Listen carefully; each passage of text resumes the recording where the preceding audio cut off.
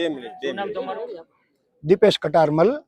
ભાઈ આજે તમે આવેદન આપ્યું છે, કઈ શું માંગને લઈને આવેદન આપ્યું? સૌ પ્રથમ જય હિન્દ, જય ભારત, જય જય ગરવી ગુજરાત।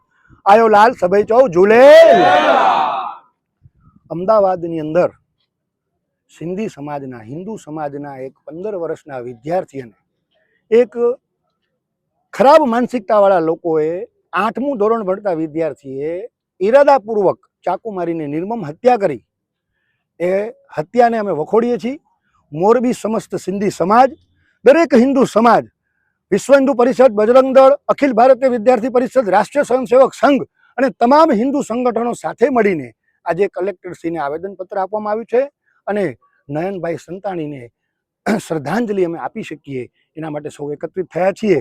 આ બનાવ તો બની ગયો, પણ મોરબી જિલ્લાની અંદર તમામ સ્કૂલોની અંદર અથવા બીજા રાજ્યોની અંદર ફરીથી આવો બનાવ ન બને, તાકીદે આ બધી વસ્તુઓ પર અમલીકરણ કરવામાં આવે એના માટે અમે આવેદન આપ્યું છે કે હવે પછીની દરેક સ્કૂલની અંદર, સ્કૂલ તો વિદ્યાનું મંદિર કહેવાય, જો બીજા મંદિરની અંદર પણ આપણે ચપ્પલ ઉતારીને ચાવી, ચશ્મા, પાકીટ બધું ઉતારીને જવું પડતું હોય તો આ તો વિદ્યાનું મંદિર છે, તો વિદ્યાર્થીના મંદિરની અંદર શું કામ સ્કૂલ બેગ ચેક ન થઈ શકે?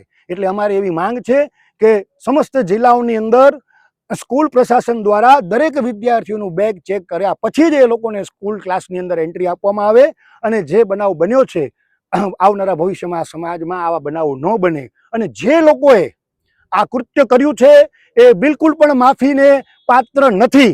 સમસ્ત સિંધી સમાજની એક જ રજૂઆત છે કે જેણે આ કૃત્ય કર્યું છે સજા આપો, સજા આપો, ફાંસી આપો, ફાંસી આપો, ફાંસી આપો।